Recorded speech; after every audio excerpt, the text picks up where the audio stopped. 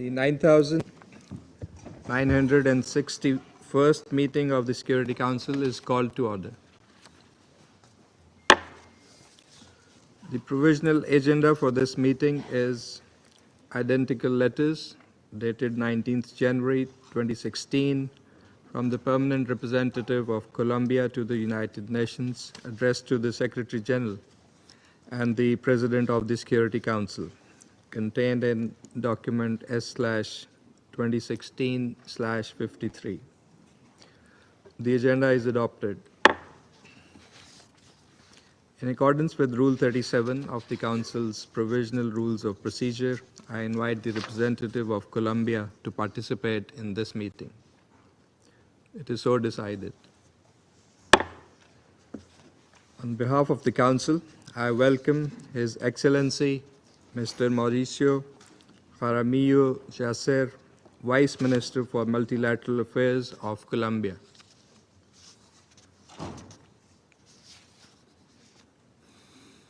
In accordance with Rule 39 of the Council's Provisional Rules of Procedure, I invite Mr. Carlos Ruiz Masieu, Special Representative of the Secretary General for Colombia and Head of the United Nations Verification Mission in Colombia, to participate in this meeting. It is so decided.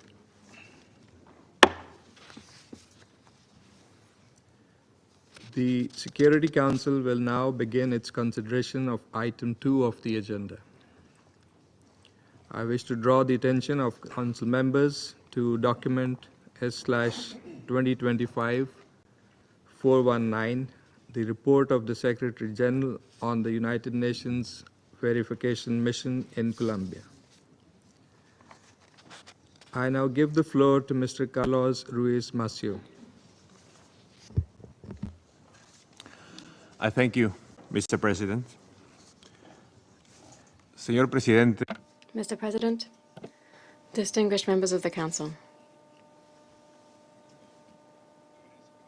I'm grateful for this opportunity to address you once again on the peace process in Colombia.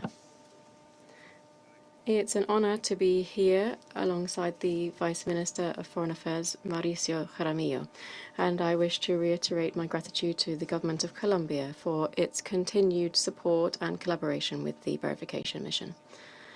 Likewise, I welcome the presence today of the President of the Special Jurisdiction for Peace, who is with us in the room, Mr. Alejandro Ramelli. And I'm pleased that he and other judges had the opportunity this week to engage in dialogue with Member States on the crucial work carried out by this court. I also welcome the presence here of the former Foreign Minister, who was a fundamental part of reaching the peace agreement, and we welcome her today. For over 6 years, it has been my privilege to work closely with Colombians deeply committed to peace, and I would like to take this opportunity to highlight some of the important steps taken to move forward in this historic undertaking.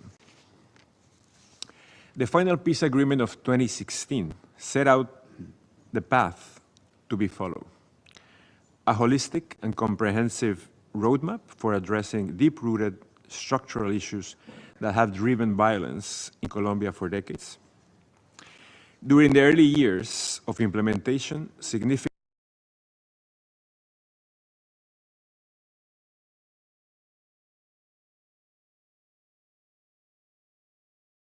concede for the benefit of the entire nation. Therefore, as the country is entering an electoral period that may heighten political divisions, I reiterate the Secretary General's appeal for Colombians to continue to advance in the peace process in a spirit of cooperation. In the coming months, the Special Jurisdiction for Peace, the judicial component of the system, will hand down its first sanctions and sentences, marking a turning point that will put to the test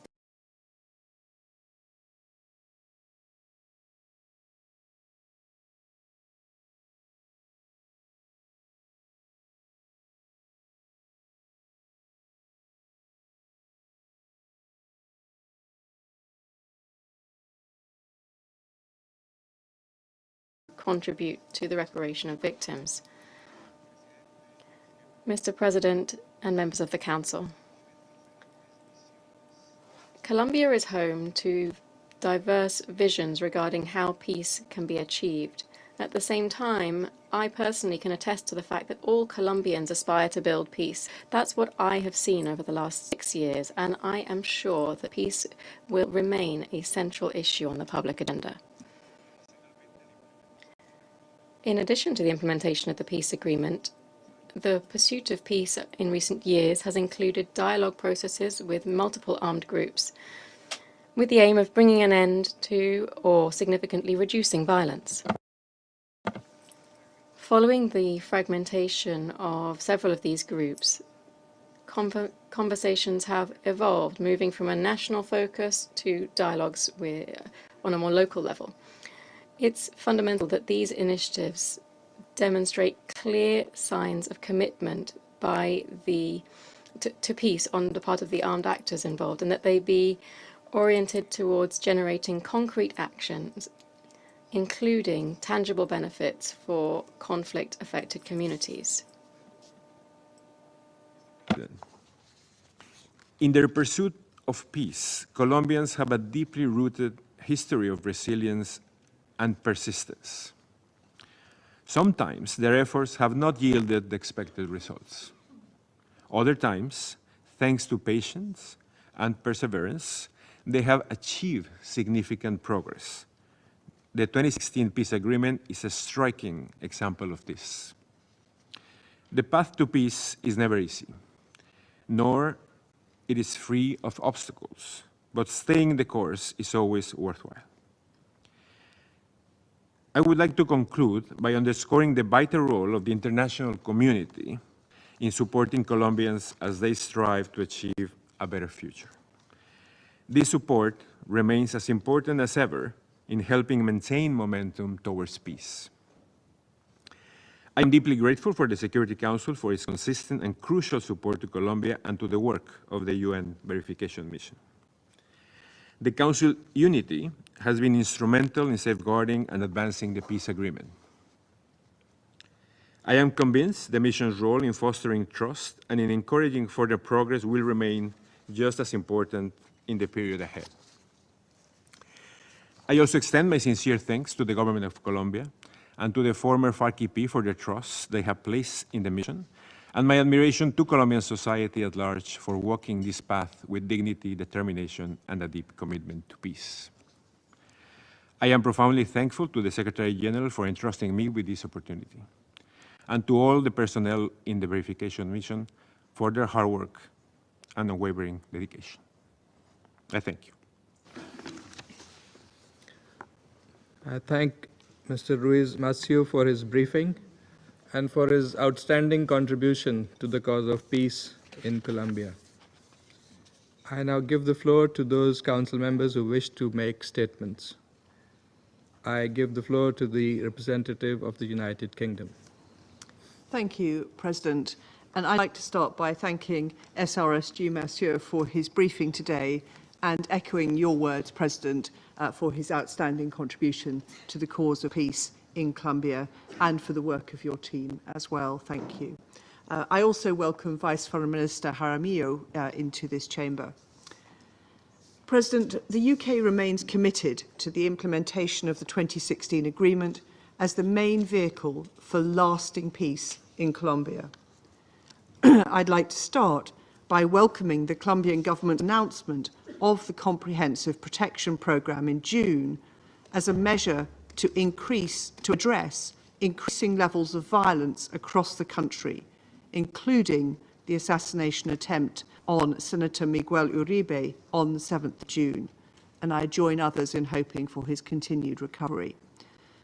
9 signatories were killed during the reporting period, bringing the total to 469 since the agreement was signed.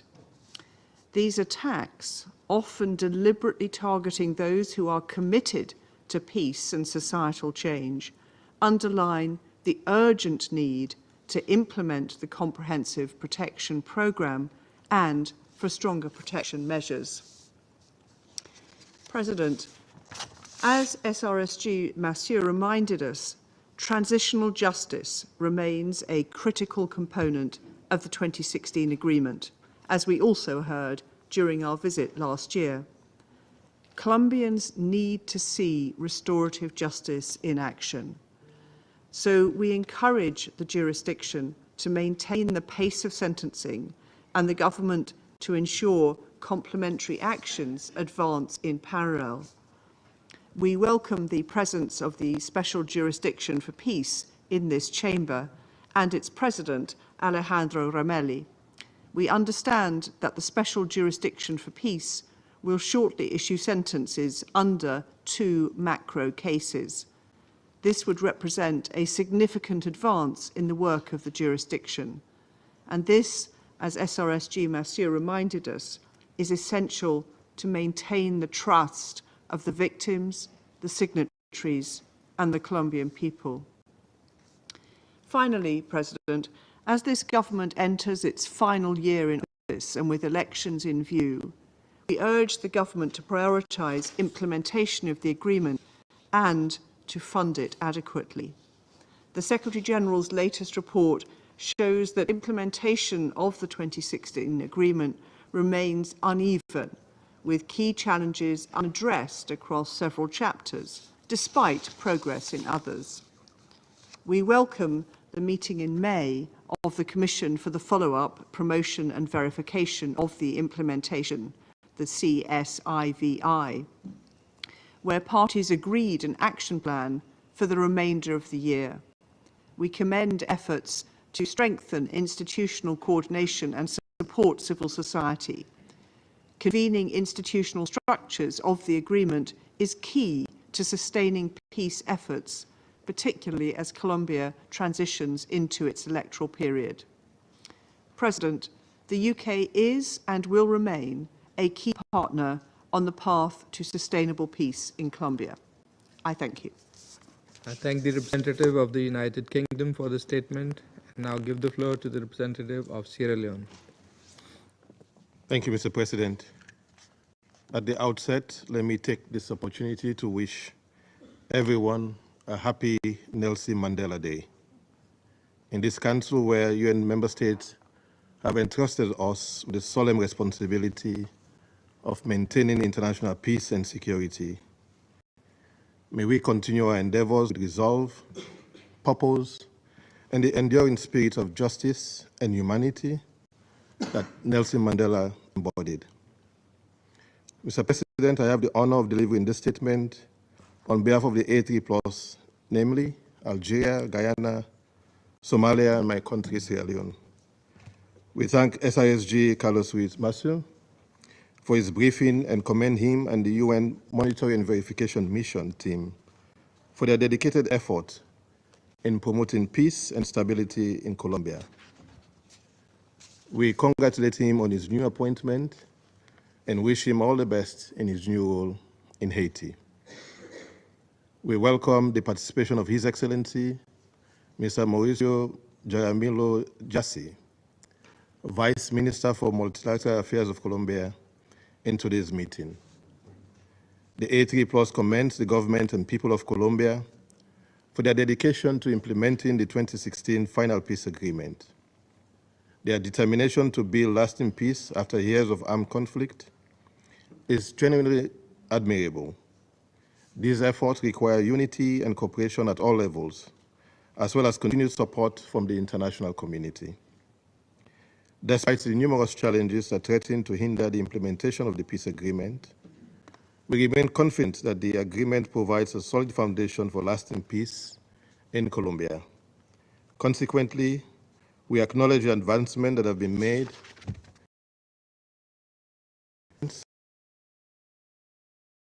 promoting political dialogue and ensuring justice. The demonstrated political commitment remains commendable. However, this commitment must evolve into an accelerated implementation that delivers tangible results and meaningful outcomes, especially as the country enters a critical period of elections, which might exacerbate political tensions and divisions. Mr. President, The A3 Plus welcomes the 8 May 2025 session of the Commission for the follow-up, promotion, and verification of the final agreement and its 4-month action plan, which we believe will enhance joint monitoring and coordination across every chapter of the final agreement. This collaborative oversight is indispensable as implementation remains uneven and critical gaps persist. We appreciate the government's ongoing commitment to prioritizing rural reform, promoting socio-economic growth, and tackling the issue of illegal economies. Nevertheless, we are concerned that limited institutional capacities, poor coordination, cumbersome regulations, security threats, and a funding shortfall, among other factors, still hinder these initiatives. The A3 Plus welcomes that the government of Colombia continues to prioritize rural reform. As indicated in the Secretary General's report, the land formalization stands at approximately 3.3 million hectares as of May 2025, representing 47% of the 7 million hectares commitment in the final agreement. We, however, remain concerned that only 7% of land allocation targets for those lands have been achieved, and that administrative and judicial backlogs, as well as the slow implementation and ongoing security concerns, continue to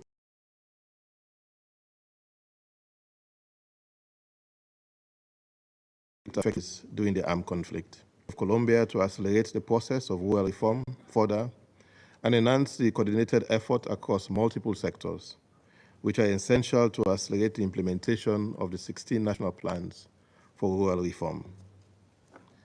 The A3 Plus welcomes the near completion of reintegration plan for almost all former combatants.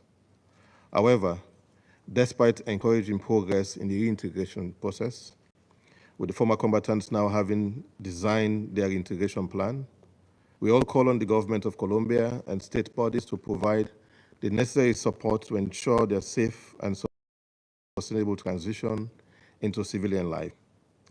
The government's plan and ongoing collaboration with partner agents. Mr. President, despite the A3 Plus welcoming a new comprehensive protection plan for former combatants, violence in conflict-affected regions remains alarming. Civilians still face attacks and clashes between armed groups persist. Therefore, we urge those armed groups to cease all threats and violence, and we call on the government to ensure a strong state presence, along with more effective prevention and protection measures in vulnerable communities, especially in the affected regions. Additionally, we call on the government to ensure the full implementation of the security guarantees outlined in the final agreement. The A3 Plus commends the continued efforts of the Special Jurisdiction for Peace. We look forward to the much anticipated restorative sentences expected in the second half of 2025. This will be a significant milestone in Colombia's transitional justice process. We urge full cooperation of all parties and the provision of adequate resources to transform these sentences into restorative measures that support the victims and foster reconciliation, while ensuring robust protection and legal certainty for all under the SGP's mandate. We condemn the surge in violence against communities, social leaders, ex-combatants, and political figures, most recently the attack on Senator and presidential aspirant Miguel Orube Tobe, and the continued clashes between the ELN, the AMBF, and other illegal armed groups. We remain concerned that the negotiations between the Colombian government and the ELN are on hold and urge both sides to resume peace talks. We encourage more efforts to seek peace through dialogue with other armed groups and the prioritization of those discussions to put an end to the violence and alleviate the suffering of the Colombian population, including holding perpetrators accountable for their actions. The A3 Plus continues to express grave concern about the slow progress and the implementation of the ethnic chapter, as well as the limited rollout of a program to strengthen the self-protection mechanism of ethnic communities. The ethnic chapter is pivotal to the peace agreement, safeguarding the right of the Afro-Colombians and indigenous communities and addressing the challenges they face. While noting some progress and improved coordination, we wish to reiterate our call for enhanced effort to advance the implementation of the ethnic chapter, to honor the agreement and secure lasting peace. The A3+ strongly condemns the recruitment and use of children in armed conflict, an unequivocal breach of international law. We urge all armed groups to release every child immediately and call on the government to intensify its efforts to prevent further recruitment across Colombia. We further urge the government of Colombia and all stakeholders to bolster security measures, dismantle illegal economies, uphold justice, and protect every community affected by this grave concern. We acknowledge the significant progress made in implementing the gender provisions of the final agreement and urge continued progress to increase the representation of women in peace dialogue and leadership roles, which are crucial for fostering lasting peace and stability. The A3+ further calls on the government to address the constitutional challenges relating to the delay in the functioning of the Ministry of Equality, which is vital for implementing UN Security Council Resolution 1325, the peace agreement's gender provision, and its ethnic chapter. In conclusion, Mr. President, the A3+ reaffirms its support to the government and people of Colombia in the pursuit of stability and lasting peace. We commend the UN verification mission's support to the peace process in Colombia. We urge all stakeholders to strengthen their commitment and collaboration towards the full implementation of the peace agreement. I thank you. I thank the representative of Sierra Leone for the statement and now give the floor to the representative of China. President, I thank SRSG Masieu for his briefing. Over the past 6 years, under his leadership, the UN verification mission in Colombia has played an important role in supporting the Colombian peace process. China commends SRSG Masieu for his work and looks forward to his even greater achievements in his new capacity as SRSG on Haiti. I welcome Vice Foreign Minister Jaramillo to today's meeting and congratulate Colombia on its election to the Council from 2026 to 2027. President, the Colombian peace process is a fine example of ending conflict and rebuilding peace through dialogue and negotiation. At present, as the Colombian peace process has entered uncharted water, relevant parties should firm up resolve to overcome difficulties and steadfastly advance the peace process for the stability and the development of the country. I would make a few points here. First, as noted in SG's report, the peace agreement remains an effective roadmap for peace consolidation in Colombia, and achieving peace is in the interests of all Colombian parties. China supports President Petro's decision to prioritize implementation of peace agreement in the remainder of his term. We welcome the recent formulation of 2025 action plan for implementation of the agreement by the government to clarify priorities in different sectors. We look forward to SJP's issuing its first restorative sentence as soon as possible, and is playing an active role in achieving justice and promoting peace and reconciliation. Second, comprehensive rural reform is a priority for implementing the peace agreement, an important pillar for Colombia's national development. At present, with the average implementation rate standing at only 30%, rural reform hasn't progressed as expected. China encourages the Colombian government to increase resource allocation, strengthen coordination, accelerate rural reform, and continuously unlock development dividends. China welcomes Colombia's decision to host the second international conference on land reform and rural development in February next year, and is ready to actively participate in the meeting and share China's experiences in poverty reduction and rural revitalization, and assist Colombia in agricultural and rural development. Third, Colombia's presidential election is increasingly drawing close. We hope that all parties in Colombia will prioritize people's well-being, cherish and safeguard the hard-won peace, and avoid relapse into political violence. Regarding the recent violent conflict in some regions, we support the Colombian government in strengthening security deployment, enhancing effective control over conflict-affected remote areas, ensuring safety of the people. protecting former combatants, ethnic minorities, women, children, other vulnerable groups, and preventing the recurrence of such violent incidents. President, last May, the fourth ministerial meeting of China Select Forum was held in Beijing. It adopted the Beijing Declaration and the Joint Action Plan. At a meeting, President Xi Jinping announced the launch of 5 programs in areas of solidarity, development, civilization, peace, and people-to-people exchange by China and LAC countries to jointly chart a path for development, revitalization, and build a China-LAC community with a shared future. The participating LAC countries commended the fruitful results of the meeting. Colombia, as chair of CELAC, at the time, made an important contribution to the success of the meeting.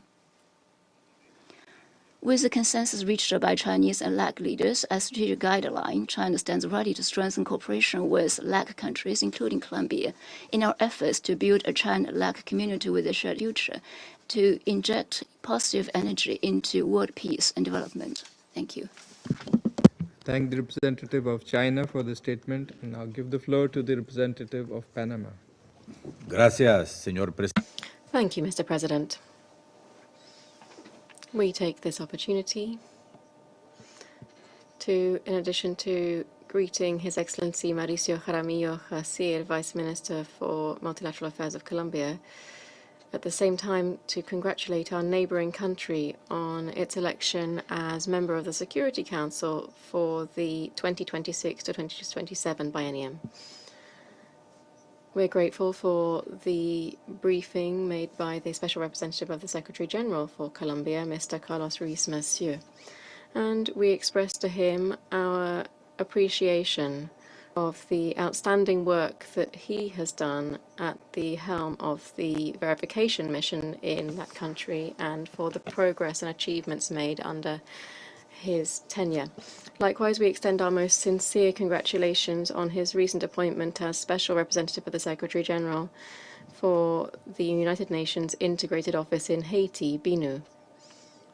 We wish him every success in this new post, and we reiterate our willingness to him to continue working closely on this matter of high priority for Panama and the region. Undoubtedly, we are facing a complex scenario, which unfortunately was marked by the regrettable attempted assassination of Senator and presidential pre-candidate Miguel Uribe Turbay. Panama joins in the calls of rejection that the Colombian people has used to condemn this violence. And as we have already done in various fora, we reject all forms of political violence and at the same time call for the necessary investigations to be carried out to bring each and every one of those responsible to justice. In this regard, we welcome initiatives such as the high-level meeting of state institutions led by the Episcopal Conference of Colombia. That meeting saw the sealing of a timely and joint commitment by the presidents of all bodies and principal institutions of the Colombian state to reject all forms of political violence. We are confident that respect, dialogue, and peace will prevail, since these are and will remain fundamental values common to all Colombians. Mr. President, on the humanitarian situation, we express our solidarity with the more than 168,000 affected by the crisis in Catumbo since January, as well as the more than 98,000 people who remain trapped across the country. We further regret the various armed shutdowns that have disrupted the lives of thousands of peoples in different regions. This reality is a call to action to step up efforts to advance in the comprehensive implementation of the peace agreement, in particular in those territories that have experienced the effects of the conflict most intensely. In this context, we welcome the launch of the Pact for Catatumbo as a positive demonstration of the institutional commitment to these regions. Furthermore, Panama remains concerned about the situation of social leaders, signatories of the peace agreement, and human rights defenders who regrettably continue to be targeted by violence. Just a few weeks ago, we heard of the discovery of a mass grave in Guaviare containing the remains of 8 social and religious leaders. Nonetheless, we welcome the institutional efforts made, such as the strengthening of investigation methods by the prosecutor's office and the work of the Special Investigation Unit created under the peace agreement to address such crimes. Colombia has made historic progress through the renewed momentum behind innovative transitional justice mechanisms, such as, for instance, the Special Jurisdiction for Peace. These are considerable achievements. They represent a model of hope for Colombia and for the world, and a source of inspiration for those still seeking paths towards reconciliation. We stress as a significant step forward the holding of public verification hearings by the Peace Tribunal of the Special Jurisdiction for Peace. This is the case in Case 1 on kidnappings and Case 3 on extrajudicial executions. We thank the President of the Tribunal, Alejandro Ramelli, who is with us in the room, and we congratulate him on his leadership in this commendable judicial investigation. For Panama, the restorative justice promoted by the peace agreement and the Special Jurisdiction for Peace stands as a unique contribution to transitional justice mechanisms. We steadfastly believe that its victim-centered and reparative approach, especially where the perpetrators in front of their victims shoulder responsibility and contribute their restoration. We believe this has the potential to rebuild the social fabric and to open pathways towards lasting peace. This experience of human sensitivity offers a path of hope for other actors in conflicts in other regions, which can look into this mirror and understand and see the distillation of the lessons of it.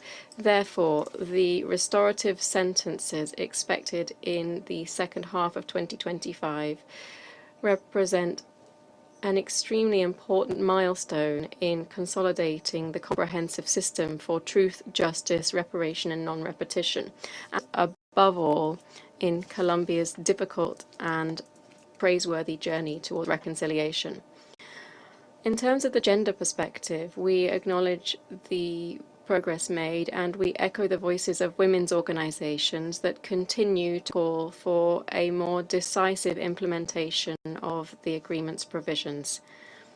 In line with our position expressed in this council, we particularly stress the inclusion of women in dialogue and implementation processes.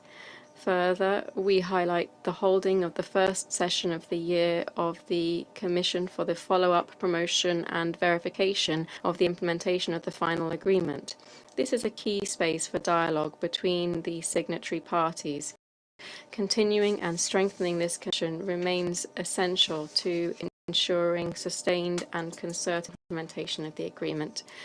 Mr. President, Colombia remains a brave example of how to confront a protracted conflict through dialogue.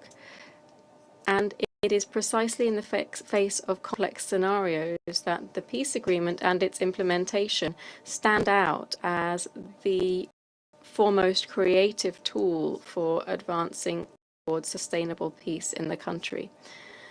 In this council, Panama reiterates its commitment to the Colombian peace process and appeals for the decisive support of the international community for its full implementation. Thank you very much. Thank the representative of Panama for the statement, and now give the floor to the representative of Greece. Thank you, Mr. President. I would like to thank Special Representative Carlos Ruiz Masieu for his informative briefing and for his tireless work throughout his term as SRSG for Colombia. I would also like to welcome the presence of the Vice Minister for Multilateral Affairs of Colombia, Mr. Mauricio Jaramillo Jasier. Let me also congratulate Colombia on its recent election to the Security Council. We are looking forward to furthering our cooperation in support of international law, the UN Charter, and the peaceful settlement of disputes through dialogue. Indeed, Colombia stands as a role model of how dialogue between conflicting parties can be effectively utilized to reach negotiated agreements on complex problems. In view of the above, I would like to make the following 3 points. First, we commend Colombian authorities for the progress in the implementation of the peace agreement during the reporting period, particularly on rural reform and the reintegration of ex-combatants, 95% of whom have completed their individual reintegration plans. We encourage the Colombian government to further accelerate implementation of the agreement in its remaining year in office, focusing especially on providing security guarantees and extending state presence in violence-affected regions. The progress in transitional justice, as highlighted also by the SRSG, is noteworthy, with the first restorative sentences expected to be issued by the end of the year. We are confident that the Special Jurisdiction for Peace will adhere to its timelines and that the Colombian government will ensure that conditions are in place for the implementation of the sentences. Second, we remain concerned about the disproportionate effect of violence on Afro-Colombian and indigenous populations caught in the crossfire of conflicts between illegal groups vying for territorial control and benefits from illicit economies. We call for the full implementation of the ethnic chapter of the agreement, which will also have a considerable impact on the living conditions of indigenous children and children of African descent. The data from the latest annual report of the SRSG on children and non-armed conflict are indeed alarming. Armed groups in Colombia must immediately cease the recruitment of children, their killing or maiming, and all acts of sexual violence against them. Third, as Colombia enters its election period, we call for a peaceful electoral process with a full, equal, meaningful, and safe participation of women, and free from political violence. In this context, we condemn in the strongest terms the assassination attempt on the presidential pre-candidate Miguel Uribe Turbay in June. We wish him a full recovery, and we call for a thorough investigation of the incident and accountability for the perpetrators, hoping that this remains an isolated event. Mr. President, in conclusion, Greece reiterates its unwavering support to the UN verification mission in Colombia and appreciates the good offices it provides in promoting the effective implementation of the peace agreement. We remain committed to a Colombian-led, Colombian-owned peace process that will address also reconciliation issues, and we stand ready to further cooperate with Colombia and fellow Council members to this effect. I thank you. I thank the representative of Greece for the statement. Now I'll give the floor to the representative of Denmark. Thank you, Mr. President. And like others, I would like to thank Special Representative Masieu for his briefing and for his extraordinary service to the people of Colombia for these last 6 years. I also welcome the participation of Vice Foreign Minister Jaramillo to this meeting. President, the full implementation of the 2016 peace agreement is essential to achieve lasting and sustainable peace in Colombia. Denmark welcomes the important steps taken by the Colombian government to implement the agreement to date, with notable efforts on rural reform. We strongly urge an accelerated and concentrated effort to drive implementation forward for the benefit of the Colombian people. Allow me to focus on 3 key areas. First, violence continues to be the existential threat to Colombia's peace process. The assassination attempt on Senator Uribe was a stark recall to past political violence, which must be condemned in the strongest terms. Violence in conflict-affected regions remains a grave concern, with continued targeting of former combatants. We strongly urge the Colombian government to strengthen security by expanding its state presence to conflict-affected areas, to combat illicit economies, and promote justice and accountability for all affected communities. Denmark welcomes the convening of the Commission for the follow-up, promotion, and verification of the implementation of the final agreement, and the agreement by parties on an action plan for the remainder of 2025. Securing adequate and sustained funding for the implementation also remains critical. Second, Mr. President, the protection of children in Colombia must be prioritized. Children continue to suffer great violations of their rights, including sexual and gender-based violence, killing and maiming, as highlighted in the latest Secretary General's report on children and armed conflict. The increased recruitment of children by armed groups is particularly alarming and disproportionately affects indigenous and Colombian communities. We call on the government for child protection and security measures in rural areas to fully implement the ethnic chapter. The protection of children must be considered in all negotiations or outcomes between the state and armed groups. Third, Mr. President, truth, justice, and reconciliation are essential to ensure any peace in Colombia. The present Special Jurisdiction for Peace holds a crucial responsibility to deliver transitional justice to victims of the conflict. We underscore the urgency for the SJP to accelerate its work and advance on the issuance of the first restorative sentences.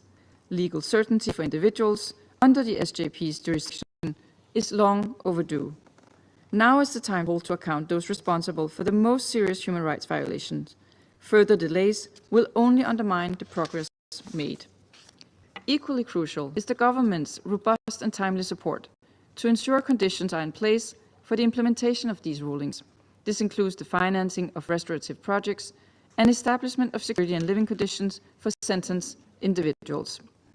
Mr. President, in closing, as Colombia enters a pre-electoral period, it is critical that political tensions are lowered and inclusive political participation is prioritized. Full implementation of the 2016 agreement remains the only roadmap to bring sustainable peace to Colombia. The work of the UN verification mission remains essential in this regard, and Denmark extends its full support to the mission. Thank you. Thanking the representative of Denmark for the statement. Now give the floor to the representative of the United States. Thank you, Mr. President. I'll start by adding my thanks to SRSG, Ruiz, Masieu, for your briefing. We look forward to continuing our work together in your capacity as SRSG of BNU in Haiti. The United States supports peace and stability in Colombia and justice for the many victims of years of vicious narco-terrorism. Yet, establishing a real and lasting peace still remains out of reach. While advancements continue in some areas, errant political leadership threatens to undermine progress made to date, and in the long run, sustainable peace for all Colombians. Colleagues, I would like to make 3 points. First, the escalation of violence from illegal armed groups deeply concerns the United States, especially as upticks in violence pertain to Colombia's domestic election cycle. The United States, in the strongest possible terms, condemns all forms of political violence. Violent political rhetoric and polarization directly threatens peace and stability. Our thoughts and prayers are with the family and friends of Senator Miguel Uribe as he continues to fight for his life following the vile assassination attempt against him. While the end of the state of emergency in the Catatumbo region is a positive step forward, escalating violence in conflict-affected regions remains of grave concern. The United States condemns the increasing violence. We are concerned that, instead of reducing violence, the Colombian government's disorganized rush to negotiate with a multitude of armed groups has, in fact, created perverse incentives for these groups to ramp up their attacks in an effort to improve their negotiating position. Second, the lack of coordination across the government of Colombia with the conflict-affected communities completely undermines the peace process. In particular, the lack of state presence impedes progress on rural security that is necessary for a safe, just, and prosperous future. These challenges further impede achieving sustained peace in Colombia. The limited progress made against narco groups, combined with appeasement policies, have eroded the hard-fought security successes of the past decades. The continued failure of certain parts of the Colombian government to act further endangers Colombians and threatens to plunge the country back into conflict. As such, total peace has yet to yield tangible results. Third, the politicizing of any peace process is a threat to sustained progress on such a front. The shielding of criminals for political purposes undermines all prospects of lasting peace. Victims deserve justice. Colleagues, Colombia's current path to peace faces critical obstacles. We continue to urge the Colombian government to strengthen its resolve and to encourage efforts by Colombians to build livelihoods away from violence. The United States will continue to call on the government of Colombia to reject impunity for criminals and stand by the countless victims of decades of deadly terrorism as Colombians seek to achieve lasting peace and security in Colombia. Thank you. Thank the representative of the United States for the statement, and I'll give the floor to the representative of Slovenia. Thank you, Mr. President. I thank the Special Representative for his briefing, and I wish to express my delegation's appreciation for his dedication and leadership of the verification mission in recent years. I also wish to convey my best wishes to Mr. Ruiz Masieu for his new role as the head of BINO. It is also my pleasure to welcome Vice Minister Jaramillo to this meeting. Mr. President, let me begin by acknowledging the continued political commitment of the signatory parties to the implementation of the final peace agreement and to addressing the root causes of the conflict in Colombia. We encourage the Colombian government to use the remainder of the time frame to prioritize the implementation of the agreement, including by securing adequate funding, and to advance dialogues with armed groups willing to commit to peace and to the protection of civilians. In particular, we call on the government to adopt the measures necessary to create the conditions for the smooth and unimpeded implementation of the restorative sentences to be delivered by the Special Jurisdiction for Peace.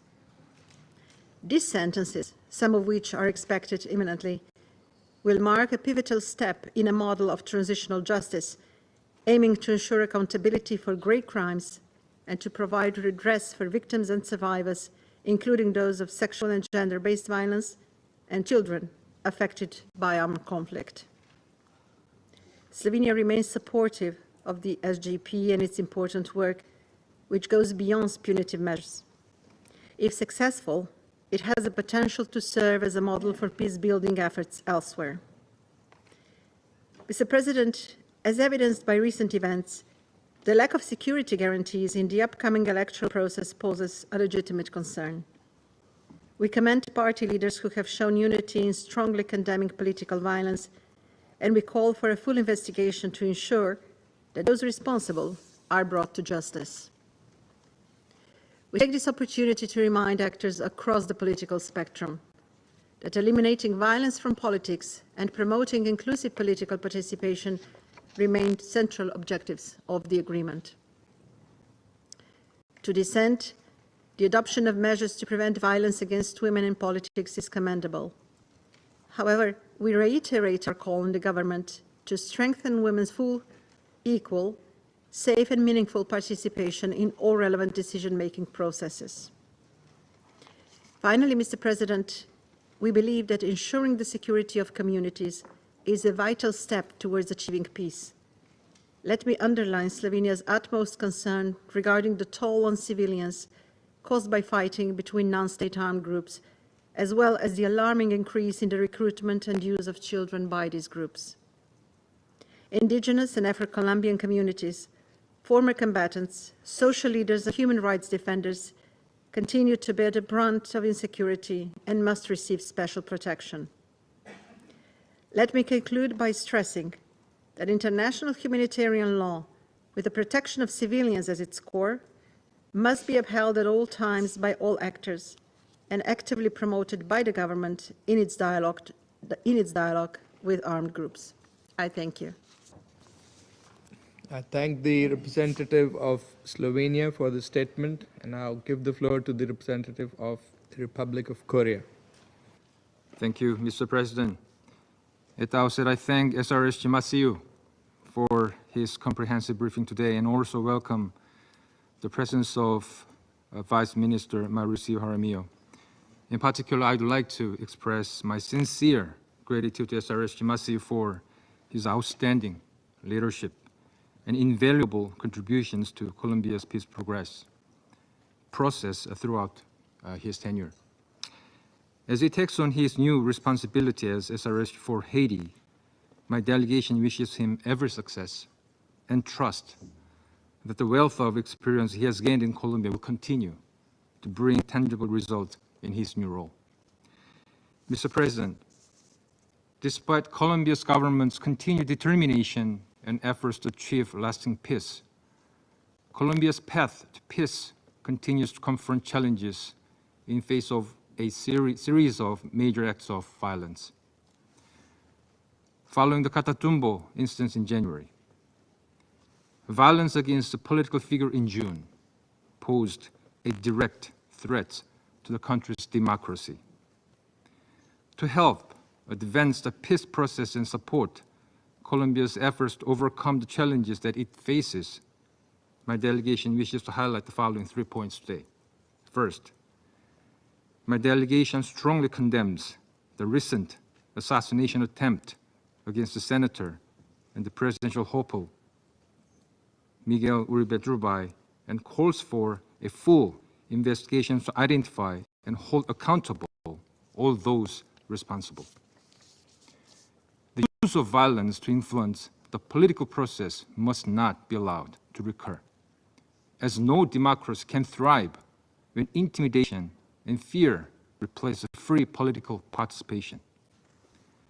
Ending political violence is, therefore, not only a matter of justice, but a precondition for durable peace and a stable democracy.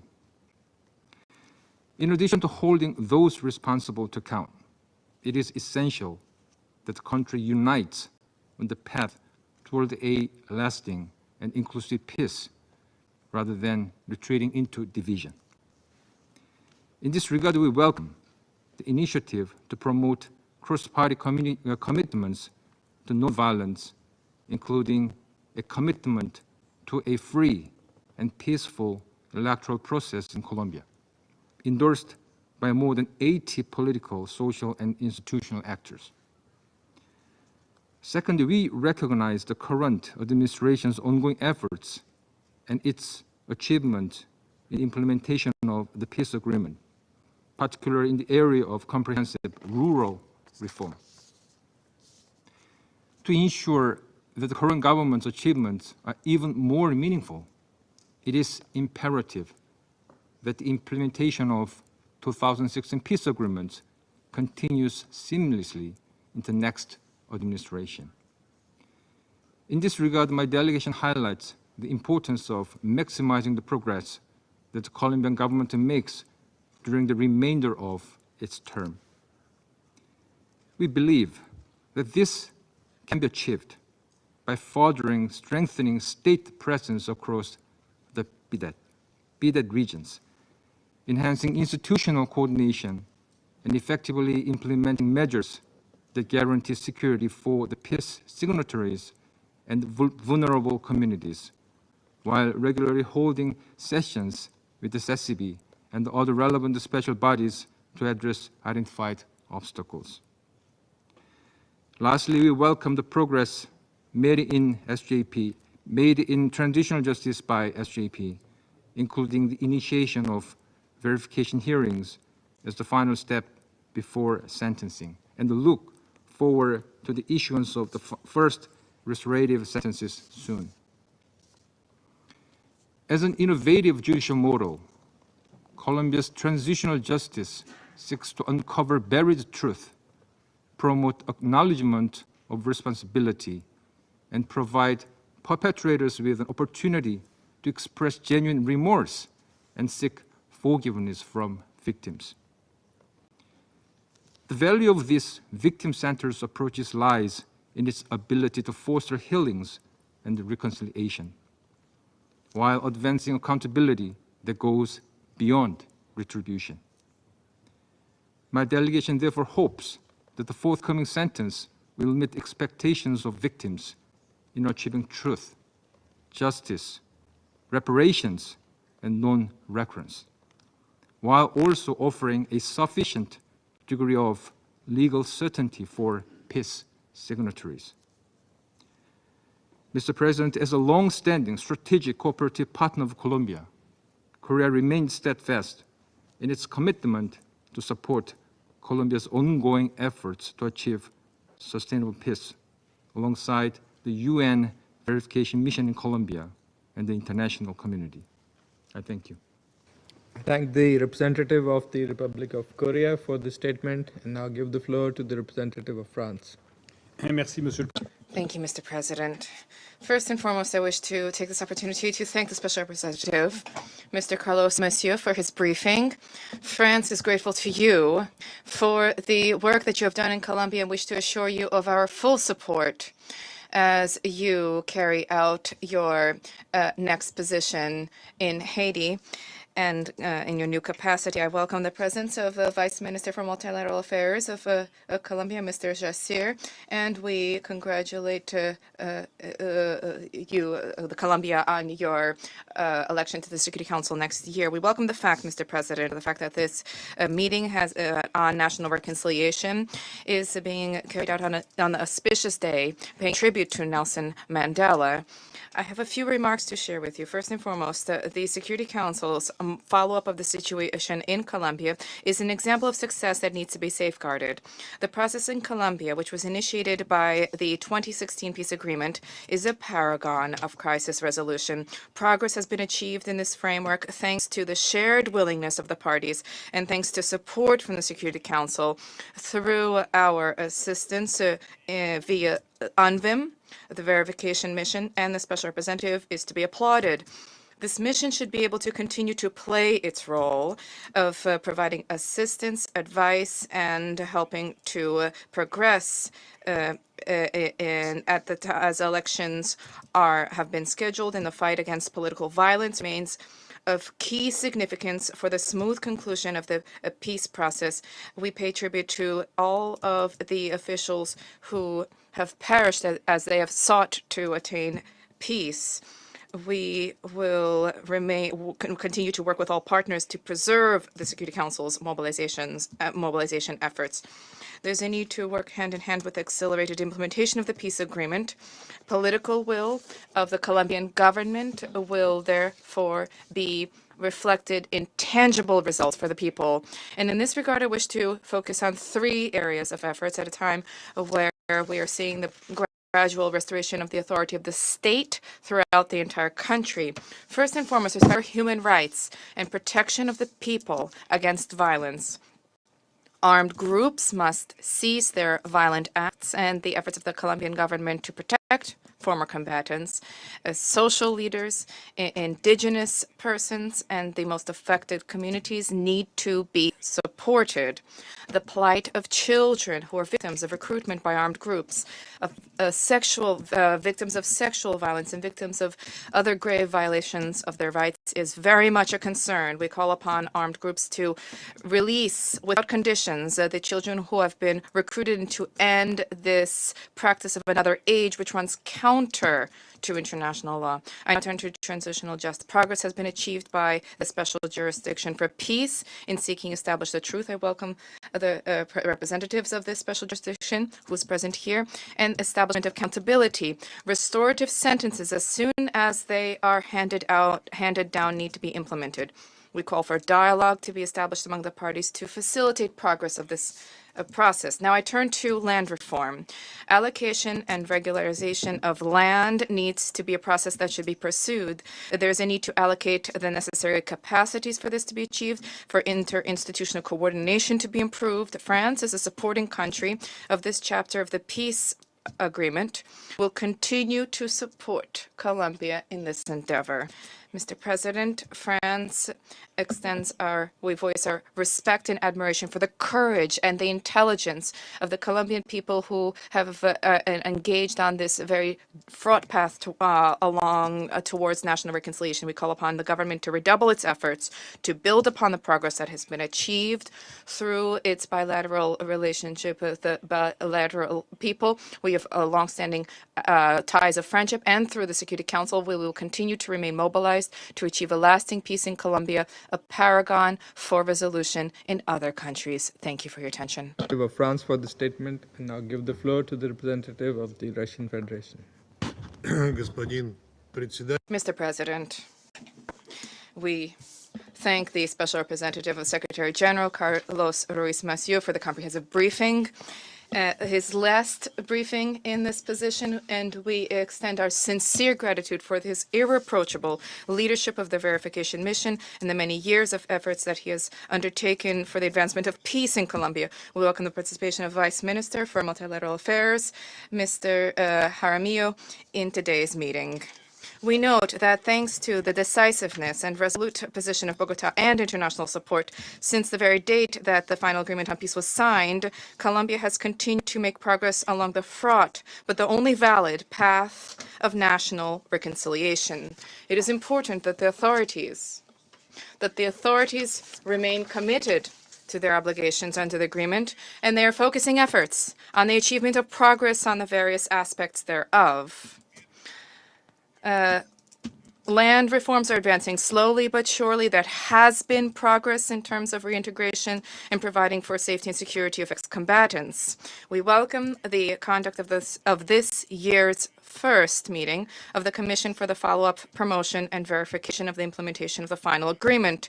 It is important that the parties to the agreement have engaged in dialogue amongst themselves, and in so doing, they have set out priority areas for their concerted efforts. Now, what is most important lies ahead, that is to implement what has been agreed upon. For now, there have been significant persistent distinctions and differences between the anticipations and expectations of the signatories of the final agreement and the real situation on the ground. And the key problem here is the fact that there is a security vacuum and the limited presence of the state in conflict-affected regions. Against this backdrop, the areas of influence of armed and criminal groups are expanding, and participants in the dialogue are increasingly transforming into drug dealers who are locked in brutal internecine battles over cocaine production routes and markets. As time has shown, many of them are not demonstrating a sincere desire to embrace peace, nor are they responding to the outbreaks of violence carried out by the illegal armed groups and they are resorting to force. And the state, therefore, has had to resort to force in order to provide for law and order. At the same time, there is still hope that dialogue will continue with those armed actors who are seriously interested in restoring peaceful civilian life. The situation in a number of regions of the country has exacerbated, and this is generating unacceptable security risks for myriad vulnerable population groups. These include Afro-Colombians, indigenous people, social, political actors, and of course the ex-combatants who have laid down their weapons. We emphatically condemn the attack on the life of the senator and any other manifestations of political violence, especially on the eve of elections. There are ongoing murders and attacks against the signatories to the final agreement, and this continues to occur, making it impossible for them to fully integrate into society. 80% of former rebels have had to change their homes due to security and safety threats, and 76% of them remain unemployed. We call for immediate practical fulfillment and implementation of the Comprehensive Protection Program for former members of the FARC, which was adopted in June. A separate question is the following. In light of the above-mentioned risks, how can former combatants and representatives of government structures who bear the main responsibility for crimes during the armed conflict, how will they implement the sentences of the special transitional jurisdiction? To that end, there's a need to establish conditions by the authorities with support from the United Nations Special Political Mission, which has the relevant mandate. Mr. President, on the eve of the long-anticipated issuance by the special jurisdiction of sentences, we wish to dwell on the transitional justice system in Colombia. In this connection, we welcome the representative, Alejandro Ramel's participation in today's meeting. This is a unique mechanism which was established under the final agreement, and it was endorsed by the Security Council. And the mechanism in 7 years has carried out tremendous work. Testimony of thousands of victims, accused, and witnesses has been heard. Tens of thousands of myriad pieces of evidence and testimony on crimes perpetrated during decades of armed conflict has been compiled, analyzed, and systematized. But the main innovative achievement of the special jurisdiction lies in the following. The purpose of this is not to punish, but rather to facilitate reconciliation, to heal the wounds inflicted upon the Colombian society as a consequence of years of violence and strife. We support this approach, and we view this as a model for other post-conflict situations, particularly at a time when international judicial mechanisms frequently are serving the advancement not of justice, but rather the interests of specific states. To conclude, I wish to extend solidarity with the Colombian people and government as they aspire to attain peace. The current administration has only 1 year left, but we do trust that tangible progress will be achieved during this time on key areas of implementation of the final agreement as the foundation for internal Colombian settlement. The Russian Federation, for our part, will continue to comprehensively support the peace process in the country, to support the work of the United Nations verification mission under the new leadership. Thank you. Thank the representative of the Russian Federation for this statement. I shall now make a statement in my capacity as the representative of Pakistan. I would also like to join colleagues in thanking SRSG Carlos Masieu for his comprehensive briefing and for his terrific leadership and contribution over 6 years. We commend the UN verification mission for its important work, which exemplifies the UN's vital role in support of the Colombian peace process. We welcome Vice Minister Mauricio Jaramillo Jacer and congratulate Colombia on its election to the Security Council. Pakistan looks forward to our future collaboration for global peace and security at the Council. I also wish to acknowledge the eminent presence of Mr. Alejandro Ramelli, the President of Special Jurisdiction for Peace in the chambers today. The 2016 peace agreement remains Colombia's blueprint for transforming conflict into opportunity. By addressing root causes of the decades-long conflict in Colombia, undertaking rural reforms, promoting justice, inclusion, and reconciliation, the peace agreement is paving the way for a future where peace is tangible with dividends for all Colombians. Pakistan commends the Colombian government and parties to the 2016 agreement for the continued commitment to peace despite many challenges. Their sustained dialogue, willingness to remain engaged, perseverance, and resilience are indispensable for the success of the peace process and lasting stability in Colombia. And I note that SRSG Masieu also mentioned 2 additional qualities of the Colombian people, patience and persistence, that are equally important. Progress in rural reform, including the work on legislation to operationalization of agrarian jurisdiction, is encouraging. Strengthening land rights and resolving disputes will be pivotal to preventing recurrence of conflicts while consolidating gains made in this area. It is also heartening to note that 95% of ex-combatants have completed their individual reintegration plans, yet security risks to and stigmatization of ex-combatants persist. Sustainable reintegration demands housing, livelihoods, and protection measures remain key to breaking the cycles of violence. Security challenges in certain regions require particular attention, as these threaten the gains made thus far in the implementation of the 2016 plan. The targeting of ex-combatants, social leaders, and human rights defenders, including from the Afro-Colombians and indigenous population, continues to be of concern. We support Colombian government's efforts to further strengthen security measures and expand state control to regions that have hitherto lacked institutional presence. We also deplore the attack on Senator Miguel Uribe. In this context, we take note of the high-level meeting chaired by President Petro of the comprehensive security system for the exercise of politics and support the calls for a peaceful electoral process in Colombia. We take particular note of the groundbreaking work of the Special Jurisdiction for Peace and the strides towards restorative justice as an integral part of peace and reconciliation.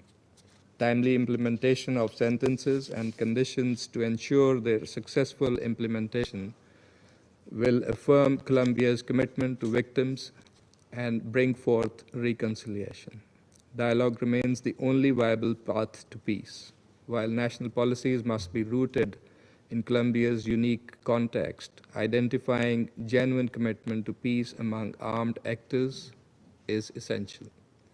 We urge armed groups to renounce violence and engage constructively, recommit to dialogue without preconditions, and fully respect the Constitution and national laws. Lasting peace in Colombia will require inclusive dialogue, development, and justice anchored in national ownership and trust. As Colombia approaches elections, it is imperative that all political actors play a role to uphold the spirit of the agreement and commit to peace. The international community must continue its support for Colombia, the 2016 peace agreement, and the vital work done by the UN verification mission. Pakistan reaffirms its strong support for this process and encourages all actors to stay the course towards full implementation of the peace agreement. I shall now resume my functions as President of the Council. And I now give the floor to His Excellency, Mr. Mauricio Jaramillo Jacer, Vice Minister for Multilateral Affairs of Colombia. Gracias, señor presidente. Thank you, Mr. President. Your Excellency, Mr. Asim Iftikhar Ahmad, Permanent Representative of Pakistan and President of the Security Council, Mr.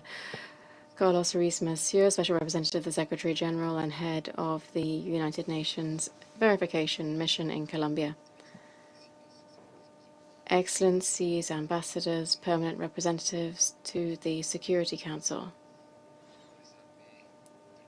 I wish to begin by acknowledging the outstanding work of the Special Representative of the Secretary General and Head of the Special Political Mission, Mr. Carlos Ruiz Masieu, who joins us today for the last time in these meetings on Colombia and who is soon to undertake a new challenge within the UN system.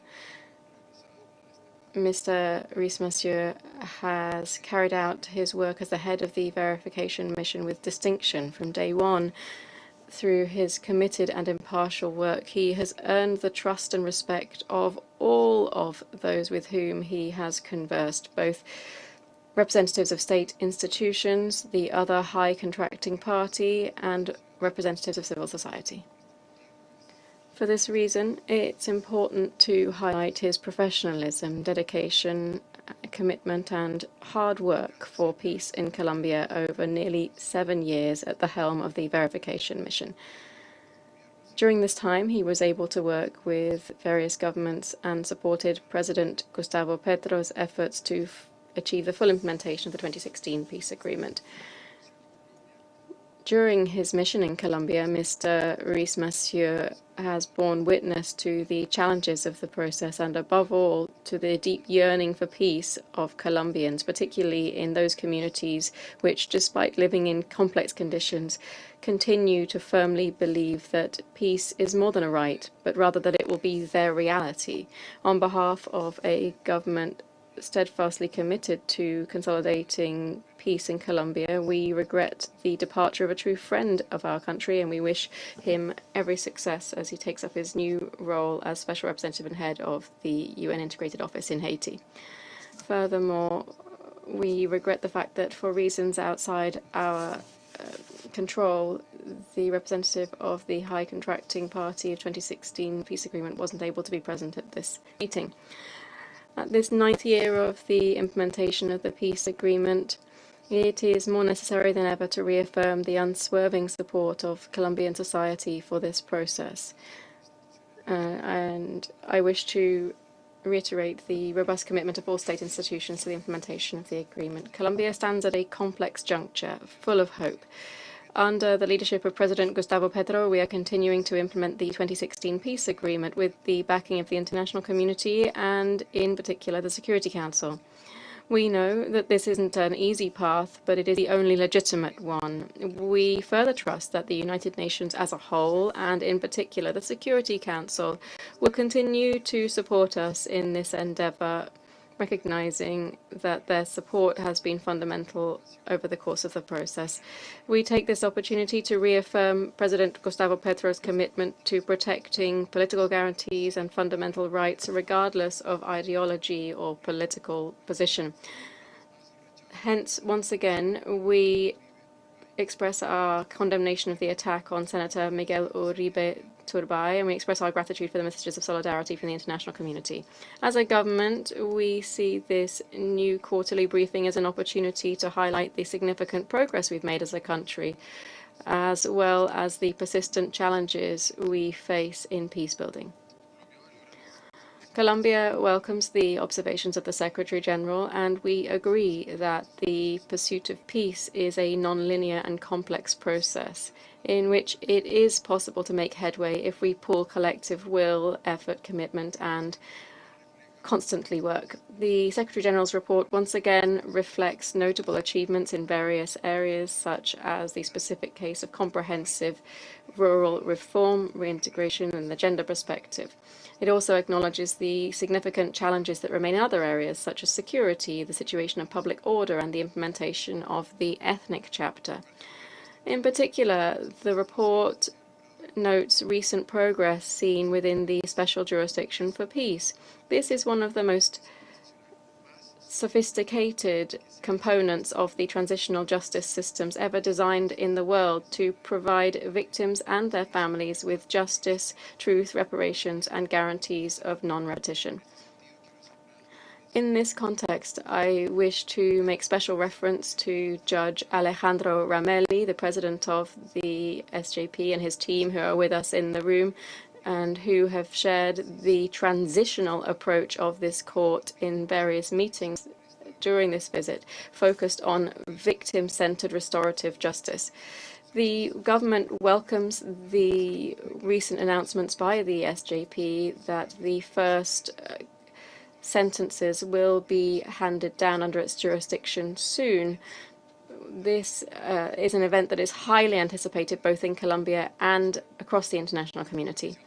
The verification mission faces the considerable challenge of implementing the mandate assigned by the Council, that is to monitor compliance with the sentences imposed by the SJP. This is an essential element for the future of the process.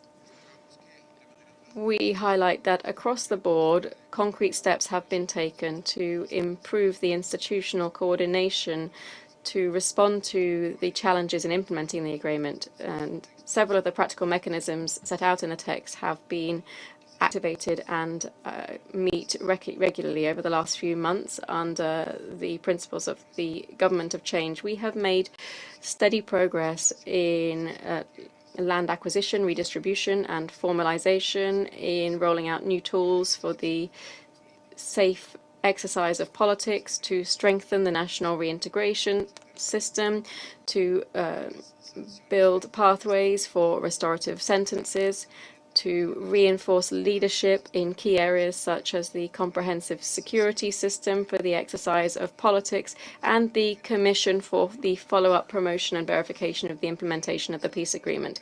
We have further taken concrete steps to guarantee the rights of women, ethnic peoples, young people, children, with a territorial and differentiated approach. Likewise, we are striving to develop and sign the National Political Pact as an inclusive, ideal mechanism to improve the quality of political debate and foster meaningful consensus on the issues that most affect the lives of people in Colombia. We reiterate the government's commitment to ensuring comprehensive protection for children, highlighting the specific action taken between March and June this year. Over this period, 6 key agreements were reached with various armed groups and structures aimed at eradicating and preventing the recruitment, use and exploitation of children and adolescents. Some of this progress includes commitments to stop recruitment and protect sensitive environments such as schools, the creation of a monitoring mechanism for potential violations of children's rights, the design of a disengagement plan for children and adolescents in the Catatumbo region, and the assessment of the situation of children and young people in 10 municipalities. In addition, we have set up a sub-commission with structures in Medellin and Aburrá and the Aburrá Valley to launch a comprehensive protection program that will directly benefit 2,000 children and adolescents. The progress shows us how much remains to be done and the pending challenges across the agreement. We recognize that we have structural weaknesses that we need to address decisively. For this reason, we must work to ensure the financial sustainability of the implementation of the agreement across its various components and to guarantee the resources needed both for the institutional architecture for peace and the key mechanisms of the agreement, specifically the comprehensive security system for the exercise of politics and the Commission for the follow-up, promotion and verification of the implementation of the agreement. We're well aware of the security challenges faced in certain regions of the country due to the military actions of certain armed actors, which have decided to reject the olive branch extended by the national government over the last 2 years.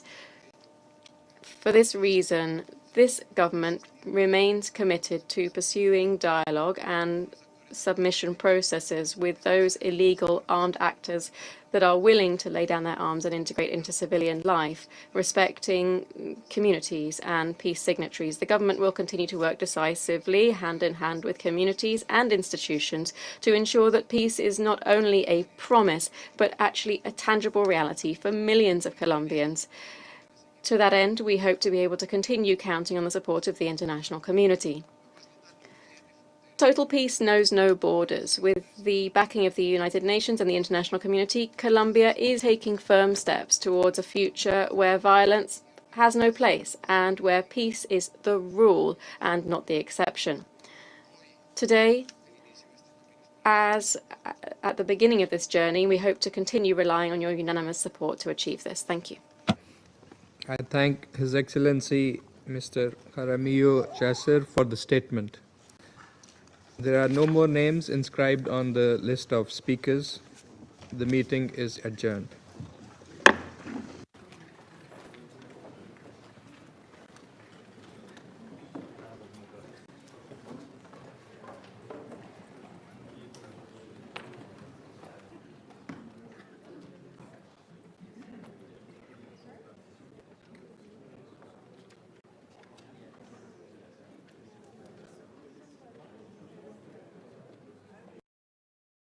We must become the agents of change we wish to see.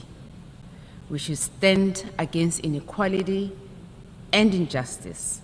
And as we mark this day, let us renew our shared commitment to the ideals personified by Madiba. Let us retain his enduring faith in the goodness of people. We should mark this day not only by words, but by acts that honor his legacy.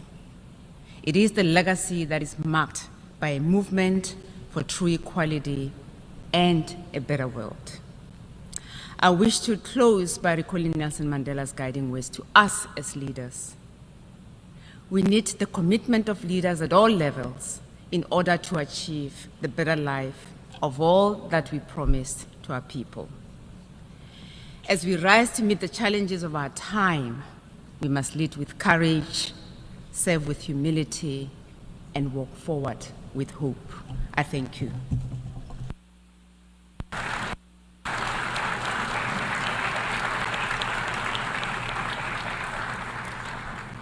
I thank the distinguished representative of South Africa. I now give the floor to the distinguished representative of Cuba.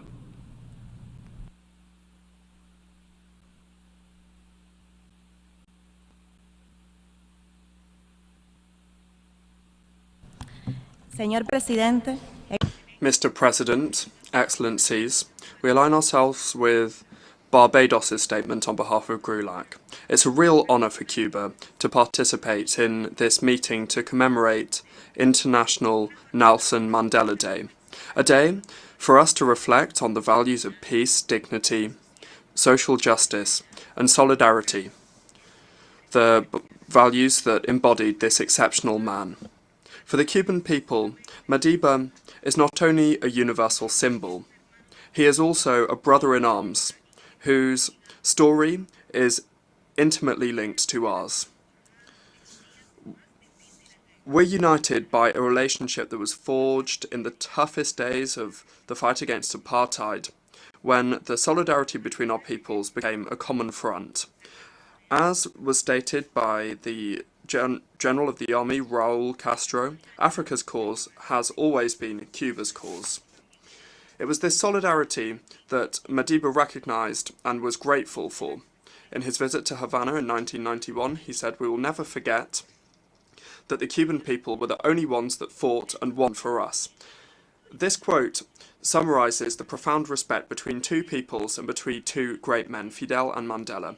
President Nelson Mandela and Fidel Castro shared not only a sincere friendship, but also a common vision of human beings, of justice, under the premise that no power or hegemonic interest should be placed above the dignity of mankind.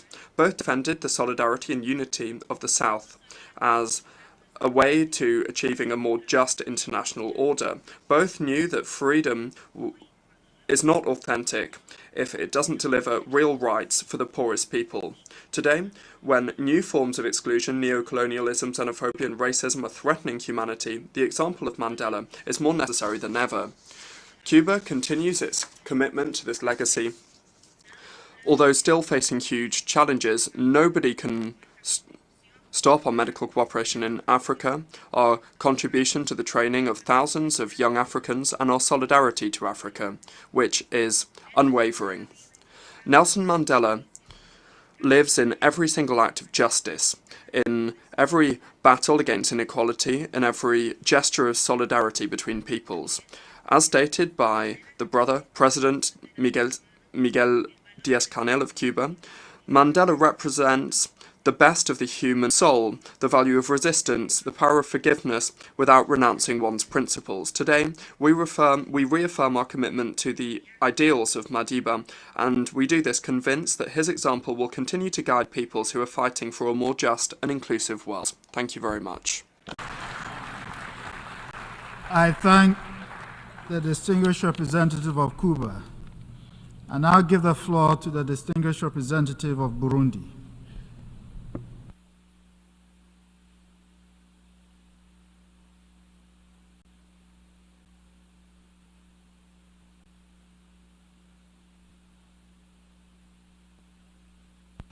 Monsieur le Président.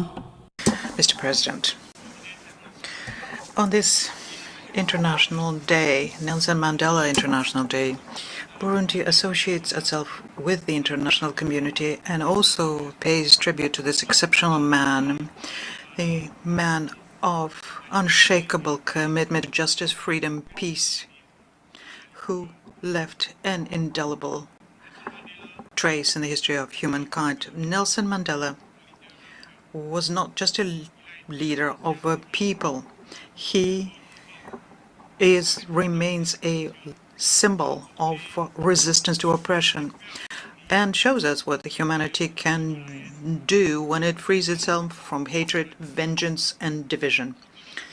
Throughout his life, Madiba incarnated the values of courage, dignity, dialogue, and forgiveness. He led South Africa towards democracy and reconciliation without ever giving in to the appeal of vengeance. As he said himself, to be free, it does not just mean getting rid of one's chains. It means living in a way which respects and strengthens the freedom of others. Mr. President, the people of Burundi have a very emotional memory of the historic role played by Nelson Mandela in the peace process in Burundi. In 1979 and 89, we picked up the conciliation flame of President Nyerere, and Nelson Mandela spared no effort so as to bring people together, bring together hearts and minds. Through his moral standing, his natural authority, and his deep humanity, he gained the trust of the Burundian parties and made sure that wisdom reigned. And this led to reconciliation and opened the pathway towards peace. His personal commitment has led to the signature of the Arusha Peace and Reconciliation Agreement in Burundi on the 28th of August 2000. And this was a turning point, which still today is a foundation of stability and national reconciliation and democracy in my country. In this, for us, he will forever remain an architect of peace, and he showed us that lasting peace is not built through domination or through exclusion, but rather through compromise, mutual respect, and justice. Mr. President, the heritage of Nelson Mandela is not limited to South Africa or the African continent even. It belongs to the global, universal heritage. His fight against apartheid, racism, inequality, but also for education, human rights, solidarity amongst peoples. These struggles remain very relevant in a world today facing many challenges. And this is a message that's intergenerational and recalls for us that education is the most powerful tool we can use so as to change the world. And it is by following this path that Burundi has committed itself to build a democratic society, a more equitable one, and more resilient one, following our vision of an emerging country. Please allow me to, Mr. President, on this solemn day to congratulate the prize winners of the Mandela Prize, congratulate them of their dedication to the service of humanity. For Burundi, paying tribute to Mandela is not just through words, but also through actions, by identifying and praising those who help move us towards reconciliation, social justice, and human dignity. It's also a way of perpetuating his legacy and continuing his work, serving his ideals and acting so as to help build the rule of law, fundamental rights, social cohesion, protecting the most vulnerable, and work towards a better world. As was recalled by Nelson Mandela, with humility, he said, "I'm not a saint unless you consider that every saint is a sinner who continues trying."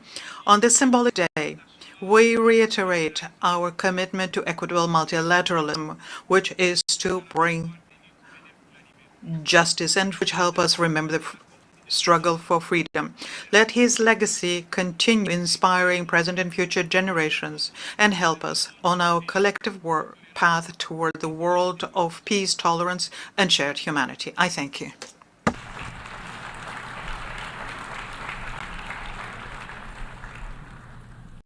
I thank the distinguished representative of Burundi. We have heard the last speaker for this meeting. Before concluding, and as announced in the President's letter dated 10th July, I would like to invite members to participate in the traditional Nelson Mandela International Day public service activity, which will take place today from 3 p.m. to 5 p.m.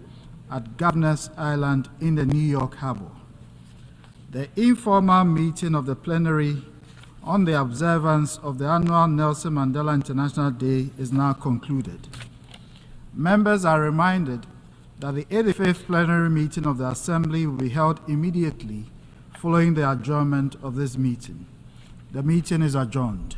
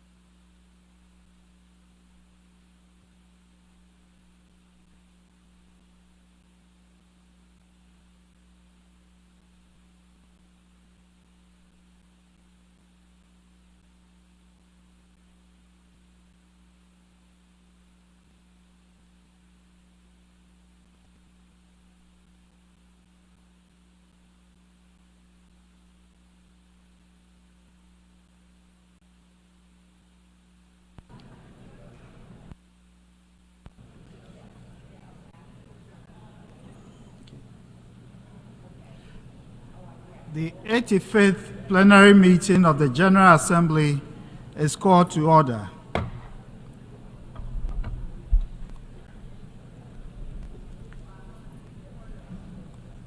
The Assembly will resume its consideration of sub-item A of Agenda Item 123 entitled, quote, Strengthening of the United Nations System, unquote, to take action on a draft resolution contained in document A/79/L99.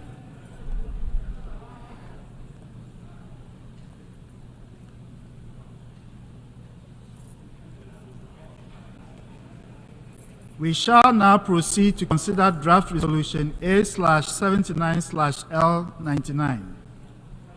For your information, the draft resolution has closed for e-sponsorship.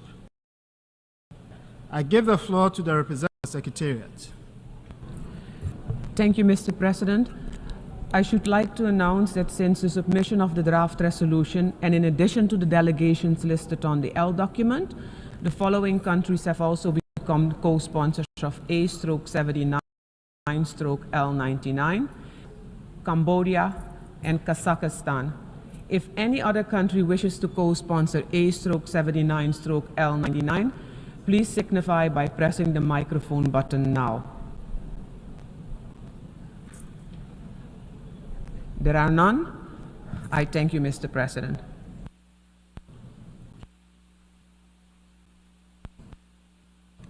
I thank the representative of the Secretariat.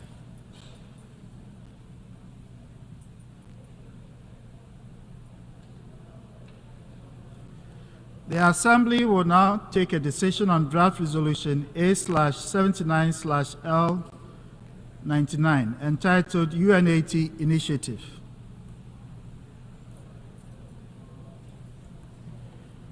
May I take it that the Assembly decides to adopt draft resolution A/79/L99? It is so decided.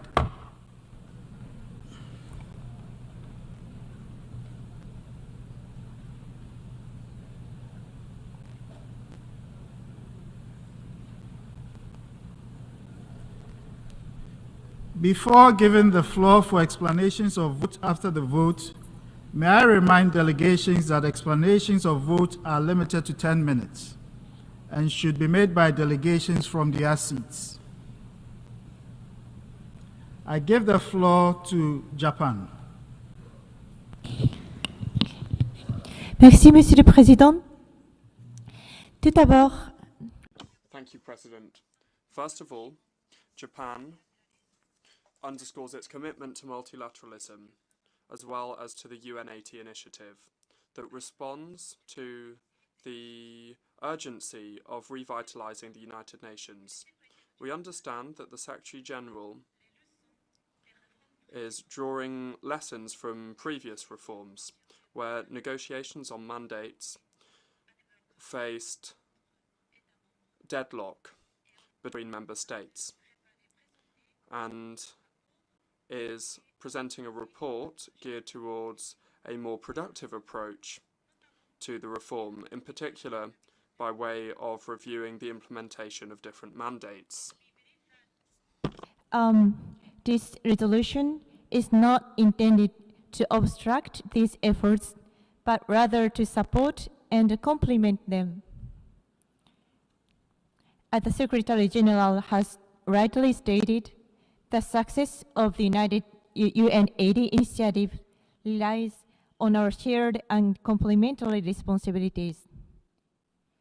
Japan remains firmly committed to engaging constructively and contributing to the advancement of this important reform process. Thank you. I thank Japan, and I next give the floor to Switzerland on behalf of a group of countries.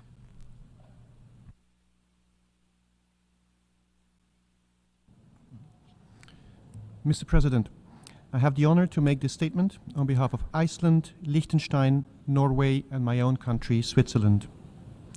We fully support the Secretary General's leadership on the vital task of reforming the UN in the context of the UN80 initiative. And we welcome that this resolution recognizes the importance of the membership, providing him with the necessary space and political backing for this process. Today, more than ever, we need a UN that keeps its promise to the peoples of this world across all three pillars of its work. To that effect, it will need to become more efficient as well as more effective. Such a reform should be ambitious and strategic. It must be built on the existing assets of the organization and lead to sustainable and long-term efficiencies while avoiding fragmentation. At the same time, existing reforms can be continued. We therefore look forward to receiving the Secretary General's recommendations in his report at the end of this month, and look forward to his guidance on how to bring the reform process forward. We encourage all member states to consider how we can best contribute to this end. As we noted during the negotiations, we were not fully convinced that the timing of this resolution was optimal or conducive to the ongoing discussions. We would have preferred to have the opportunity to reflect on the Secretary General's report and its proposals in the resolution. We nonetheless support this consensus, which we consider the initial but empowering signal to the Secretary General that the Member States are fully engaged on the question of the UN80 reform process. I thank you. I thank Switzerland, and I next give the floor to Australia on behalf of Hans. Thank you, Chair. I have the privilege to speak on behalf of CANS, Canada, New Zealand, and my own country, Australia. At this critical juncture, Member States must convey a clear and collective message on the future of our United Nations. CANS would like to reiterate our support for the Secretary-General's UN80 initiative. We welcome the Secretary-General's ambition and efforts as Chief Administrative Officer to strengthen this organisation. UN80 is an opportunity to enhance UN efficiency and effectiveness and ensure the UN system focuses on what it does best. In doing so, the UN80 initiative should preserve critical...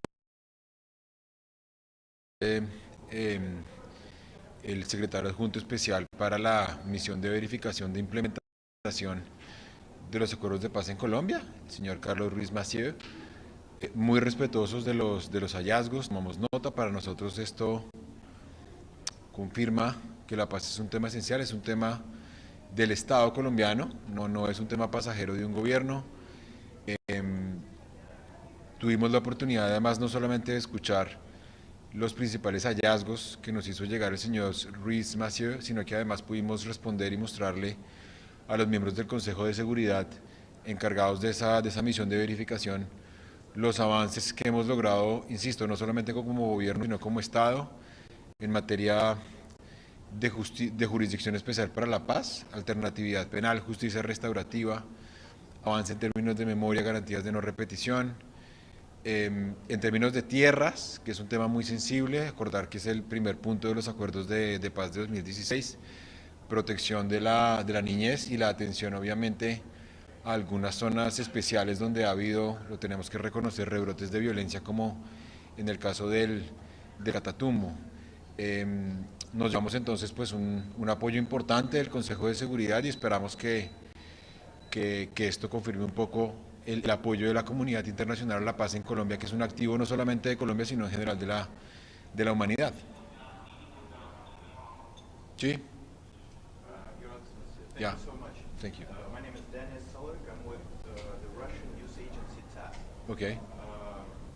There was a statement made by the Russian ambassador to Colombia about Colombian citizens being recruited and sent to Ukraine.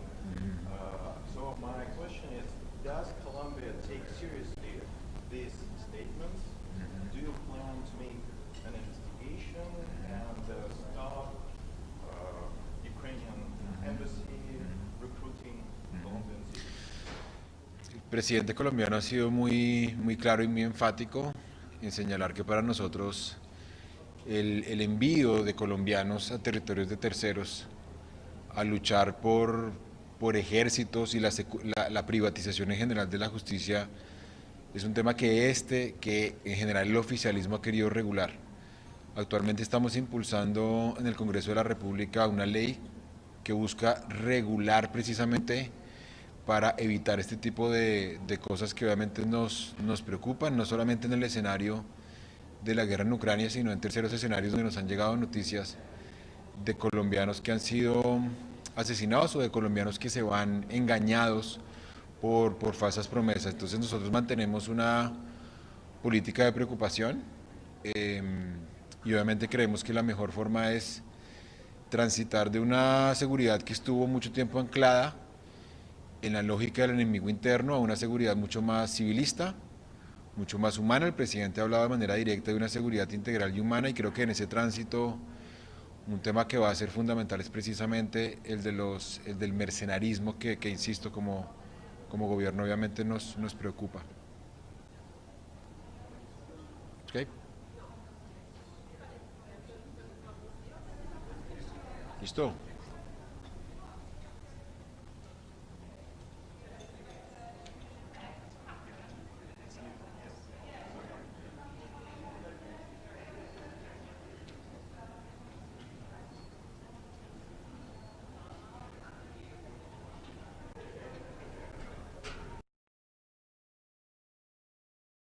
Faith and with a constructive spirit, despite our reservations regarding the necessity of this particular resolution at this stage.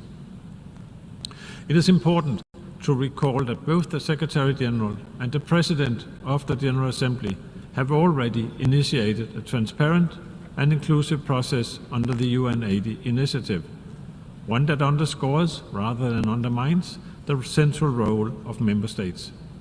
We recognize that this resolution reaffirms the role of the Secretary General as Chief Administrative Officer of the organization and the system-wide scope of the UN80 initiative. In that context, we reiterate our full support for the Secretary General's vision to review, restructure, and revitalize the UN system to achieve greater coherence, impact, and accountability. We look forward to receiving the Secretary General's proposals under the UN80 initiative. We believe this resolution after significant changes, provides a further supportive framework for the Secretary-General to present clear, evidence-based and bold recommendations. Ultimately, we expect the UN 80 initiative to result in a United Nations that is stronger, more agile, resilient, transparent, cost-efficient and effective, capable of delivering equally across the three pillars of the organization: peace and security, human rights and sustainable development, as well as its humanitarian work in a balanced and integrated manner. We will remain focused on this goal.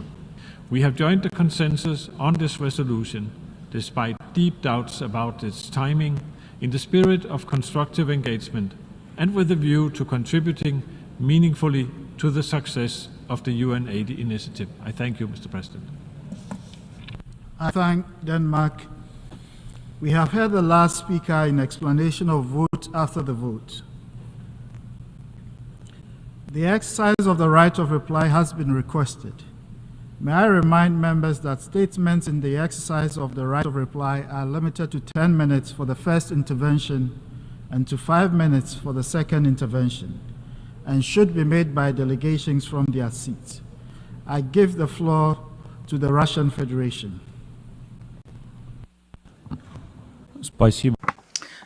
Thank you, distinguished President. In connection with the claims just made by the EU and the delegations, as well as because of the interpretation of the document, which we had just passed, the Russian delegation would like to make use of the right of reply.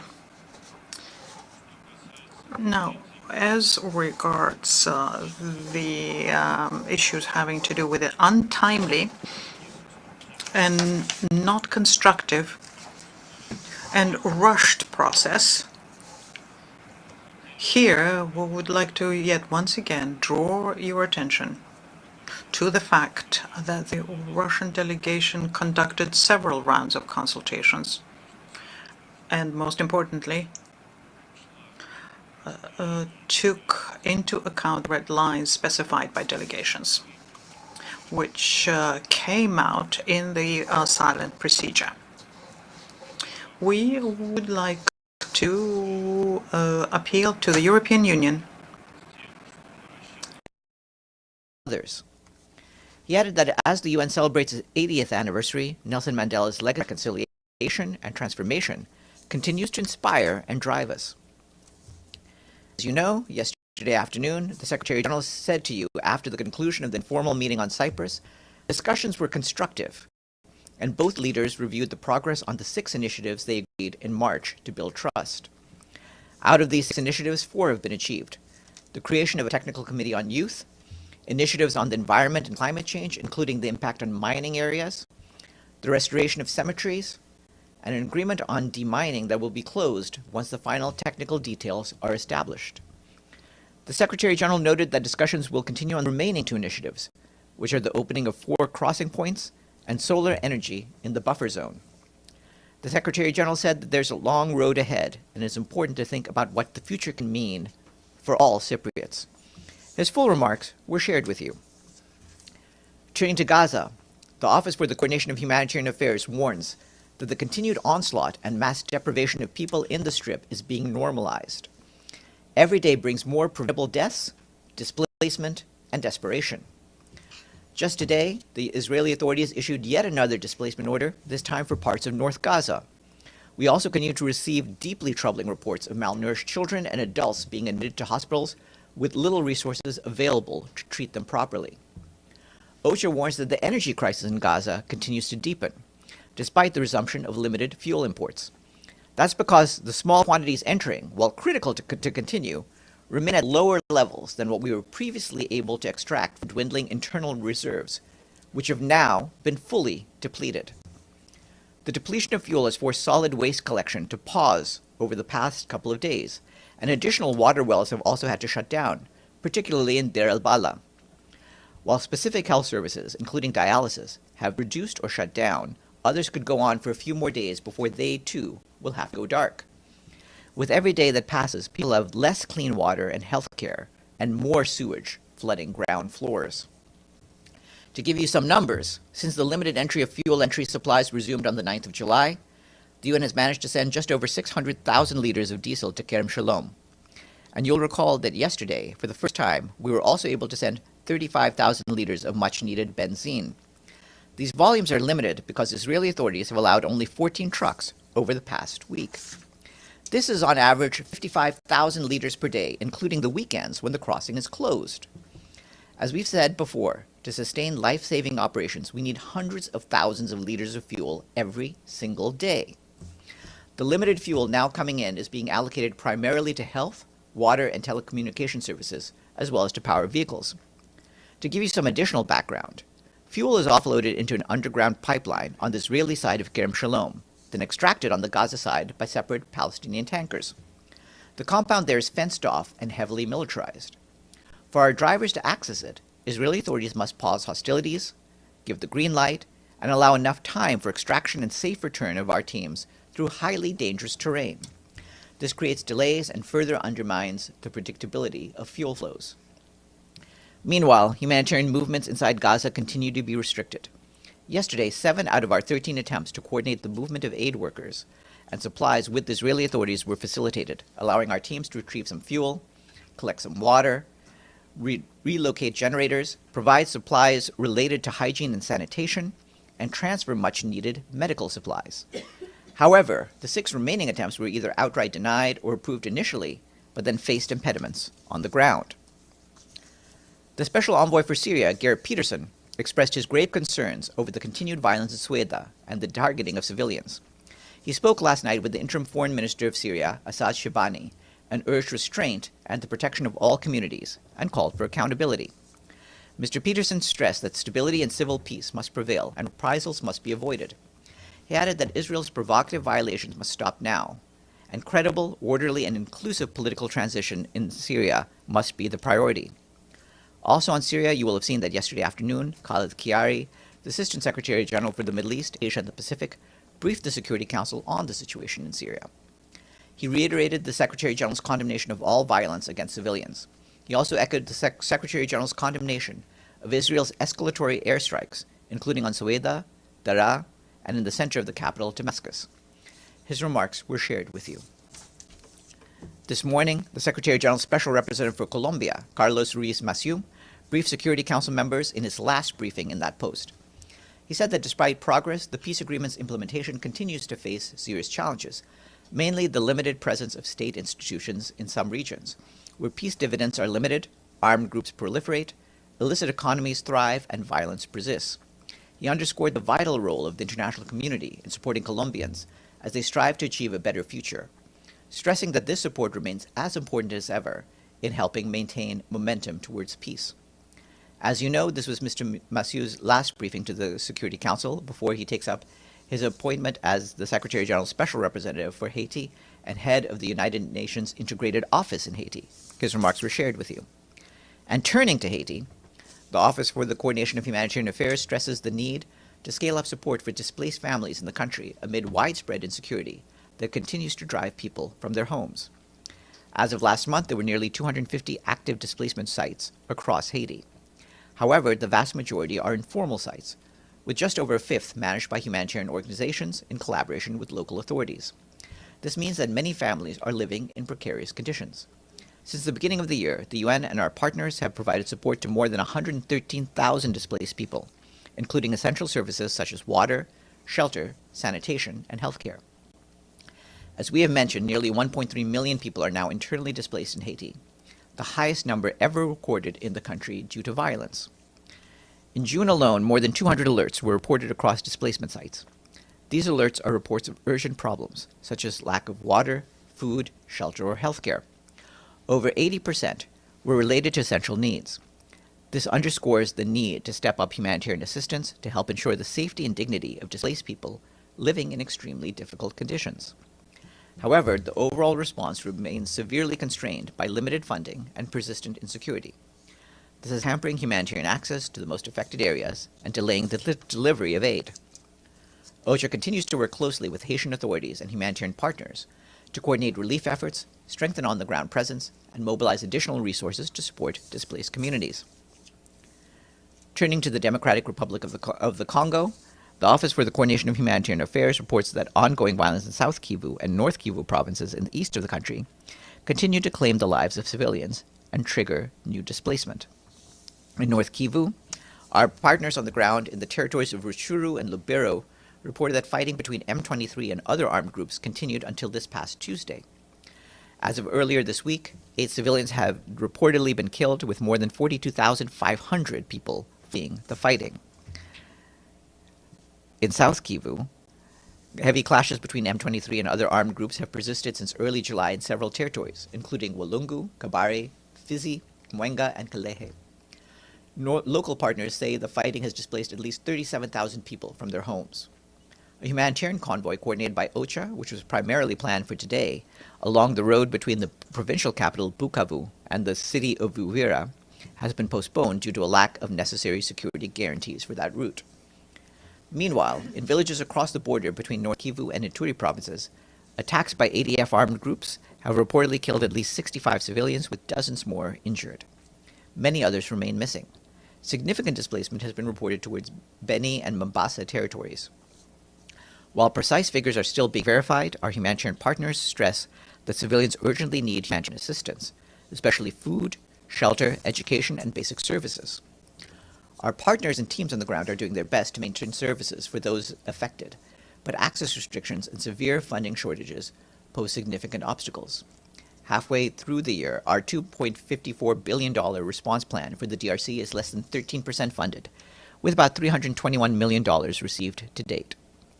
As you can imagine, the lack of funding is putting the lives of millions of people in the DRC at risk.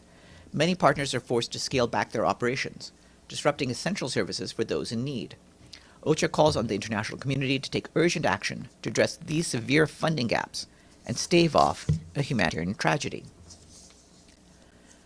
The UN Human Rights Office today warned that the surge in the number of Afghans forced to or compelled to return to Afghanistan this year is creating a multi-layered human rights crisis requiring the urgent attention of the international community. UN High Commissioner for Human Rights Volker Turk called for an immediate halt to the forcible return of all Afghan refugees and asylum seekers, particularly those at risk of persecution, arbitrary detention, or torture upon their return. The UN Human Rights Office stressed that countries in the region must ensure that returns to Afghanistan are voluntary, safe, dignified, and consistent with international law. The UN Human Rights Office also noted that women and girls who are systematically deprived of their rights in Afghanistan are particularly at risk upon their return. A report released today by the UN Office on Drugs and Crime shows that criminal groups in Ukraine are shifting business models as the war, now in its 4th year, has driven up displacement, trafficking risks, and demand for synthetic drugs such as methadone. UNODC warns that the war has not only inflicted untold suffering on the Ukrainian people, but has also triggered a marked evolution in organized crime, which can have profound implications on the country's journey towards recovery and reconstruction. The report, which is available online, includes several recommendations to help counteract and mitigate these crimes. Yesterday, the Secretary General announced the appointment of an independent scientific panel of experts tasked with examining the physical effects and societal consequences of a nuclear war on a local, regional, and planetary scale in the days, weeks, and decades following a nuclear war. The establishment of this 21-member panel is a response to a global environment in which the risks of nuclear war is higher than at any point since the depths of the Cold War. The panelists are leaders in their fields across a range of scientific disciplines and come from all regions of the world. The panel will hold its first meeting in September and will submit a final report to the General Assembly in 2027. We will provide a list of panel members for you right now. The UN Refugee Agency today released a report warning that following major cuts to humanitarian budgets, up to 11.6 million refugees and others forced to flee risk losing access this year to direct humanitarian assistance from UNHCR. The figure represents about 1/3 of those reached by the organization last year. The report highlights a deadly confluence of factors pummeling millions of refugees and displaced people: rising displacement, shrinking funding, and political apathy. And women and children are, as ever, the hardest hit. altogether $1.4 billion of essential programs are being cut or put on hold, according to the analysis of UNHCR programs and funds received this year. Cuts have forced UNHCR to pause the movement of new arrivals from border areas to safer locations in places like Chad and South Sudan, leaving thousands stranded in remote locations. In Uganda, malnutrition rates are soaring in some reception centers, with limited access to clean water and food. The full report is available online. As for international days, besides Mandela Day, on Sunday we will mark World Chess Day. Chess is one of the most ancient intellectual and cultural games. As an affordable and inclusive activity, it can be exercised anywhere and played by all across the barriers of language, age, gender, physical ability, or social status. Also, Sunday is International Moon Day. This day marks the anniversary of the first landing by humans on the moon as part of the Apollo 11 lunar mission in 1969. And on Monday, we will be joined by Ambassador Fatima Kiari Mohammed, the permanent observer of the African Union to the United Nations, along with Claver Gatet, the Executive Secretary of the UN Economic Commission for Africa, and Cristina Duarte, Undersecretary General and Special Advisor on Africa.